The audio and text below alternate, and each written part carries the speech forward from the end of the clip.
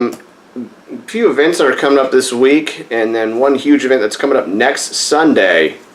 Tomorrow, Monday at 1 p.m. at the state capitol, a few anti-gun legislation bills will be drafts, as we call them, will be talked about. The significance of these are called red flag laws. Red flag laws, to kind of summarize, are laws where a group of bureaucrats can decide if somebody is insane for whatever reason. They can, at random, block them from owning or buying firearms. There's been lots of incidences where these laws have been used to target folks who were legally allowed to carry, such as veterans, particularly veterans who visit the VA. I've heard lots of instances where a lot of people said they won't visit the doctor because they're worried that if they do go to the doctor, they'll be labeled or categorized as crazy or mentally unfit to carry or possess or own or buy firearms. And there's been some instances where that's happened. Regardless, I believe it's Representative Will Bond and Senator Greg Leding. Actually, I may have those reversed, actually. Anyway, they're two Democrat senators, and they are proposing this draft legislation. So far, it does not have any co-sponsors. I'm curious to see if somebody like Clark Tucker, who's running for Congress against French Hill, would be someone to sponsor it. He's actually a current state representative. Or if people that are running for office, such as Maureen Skinner, who's running against Jason Rapert, will be interested in sponsoring any of these type of bills.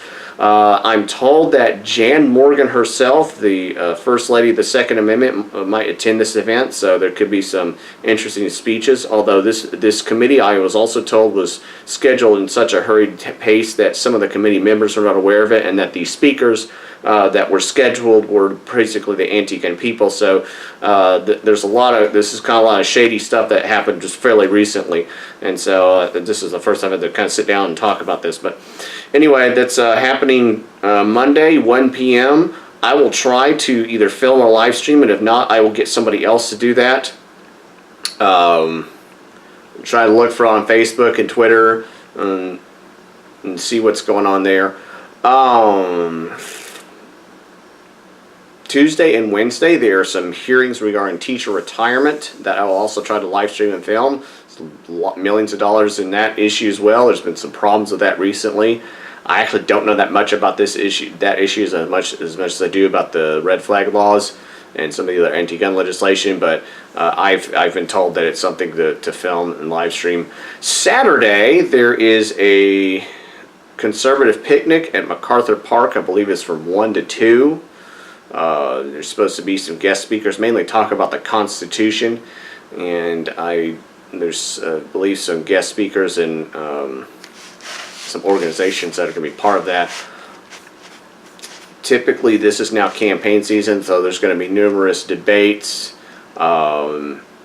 forums on issues. Also, Monday at 7, I believe, is the gubernatorial forum with Mark West, Jared Henderson, and Asa Hutchinson, although Asa Hutchinson has decided not to attend. The governor of Arkansas has decided that he has enough money from the Chamber of Commerce, Washington, D.C., deep state types, and enough name recognition from all the stories done by media that he can easily sail into the governorship for another term, despite his own nephew and other buddies of his in the Arkansas Senate, rather, being involved in corruption scandals. For those who don't know, Jeremy Hutchinson, the governor's nephew, was indicted on several charges of corruption, and also fairly recently, Senator John Woods was sentenced to 18 years and I believe $1.4 million in fines that he has to pay for corruption involving tax money,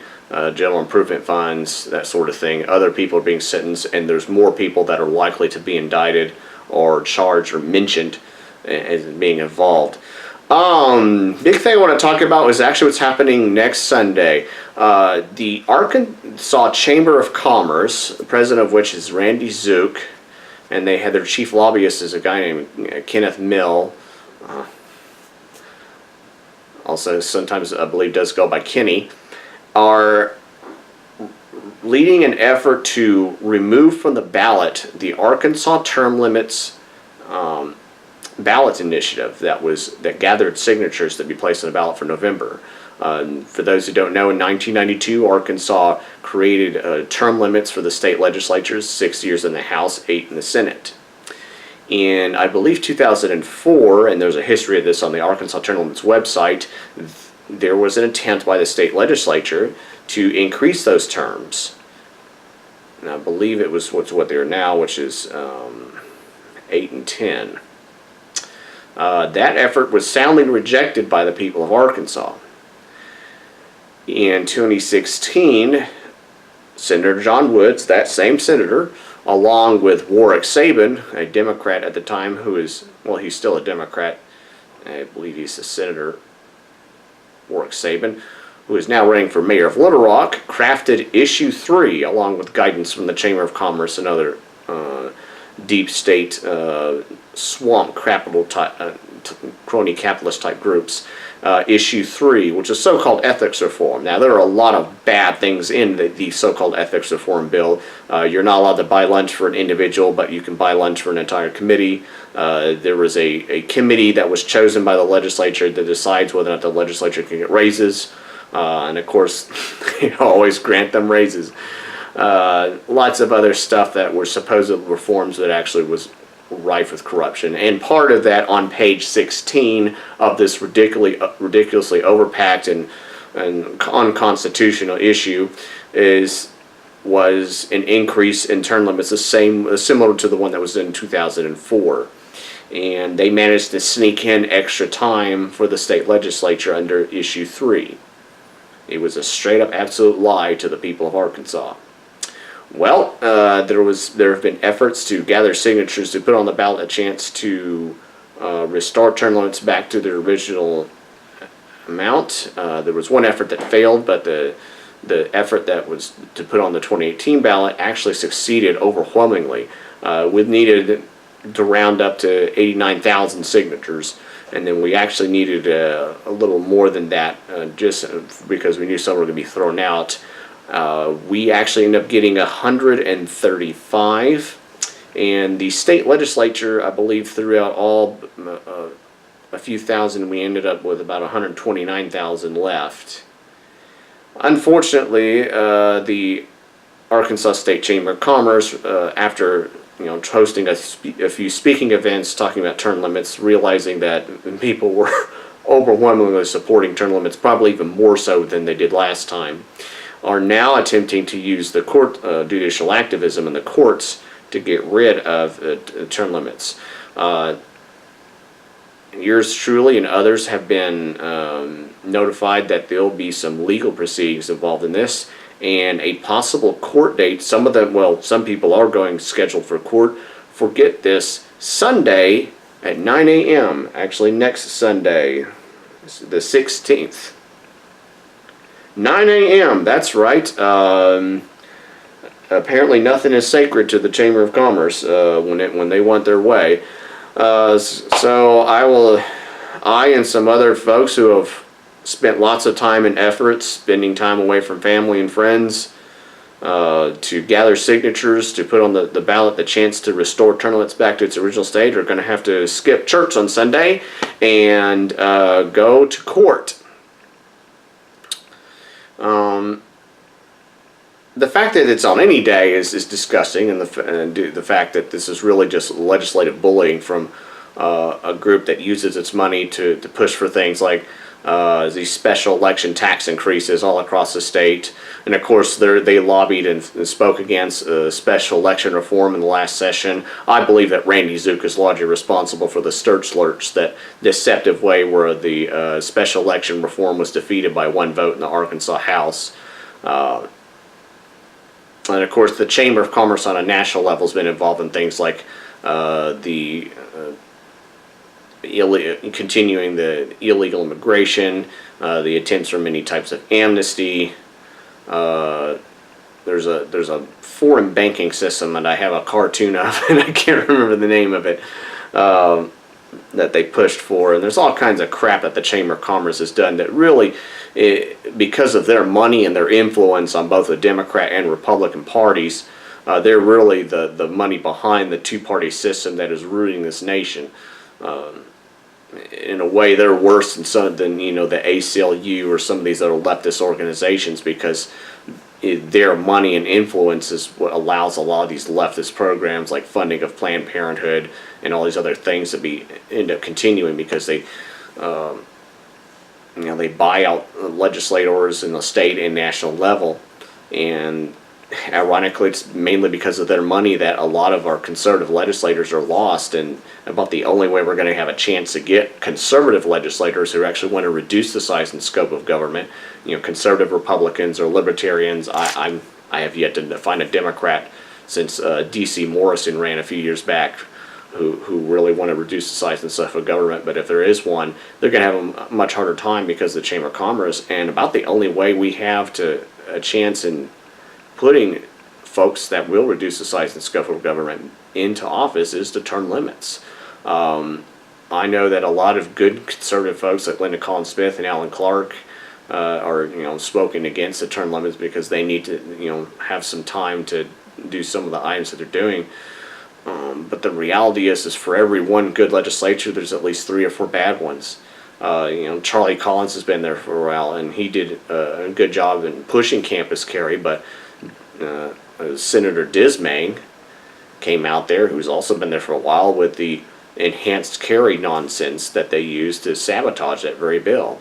And of course, there's a load of Democrats out there that we need to retire. Joyce Elliott, who, nice lady, but she's the one who's pushed for in-state tuition for illegal aliens, which is something I've fought against for years. A lot of these Republicans need to be retired too, and they're not going to get out with the way things are, because of course the media on a local and national level have done a great job of making sure that people do not care about local issues. And in that environment, whoever can make the slickest one-liner and has the most money to throw that out there can win in a primary such as the one we had last time, where we held an 18% turnout. And so that's the way they're winning now. And in the general election, of course, the libertarians and any conservative who's running against the Democrats is going to have an uphill battle. So Arkansas term limits needs to be on the ballot for November. We know that if we put it on the ballot, it'll pass overwhelmingly.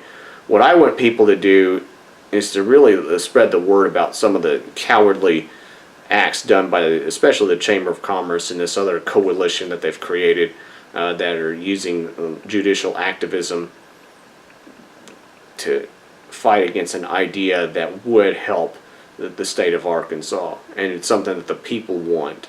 There was massive amounts of corruption that went on long before 1992, and it's actually, in a way, the term limits have forced a lot of this corruption to be exposed. And ironically, this same coalition, Randy Zook and the other deep state types, tried to push for Arkansas tort reform. And regarding that, the update on that is that bill has been temporarily delayed because they packed in too much other items into that, giving more power to the state legislature, the ability to make decisions on what kind of evidence can enter certain types of court cases. And so these same folks, they're not.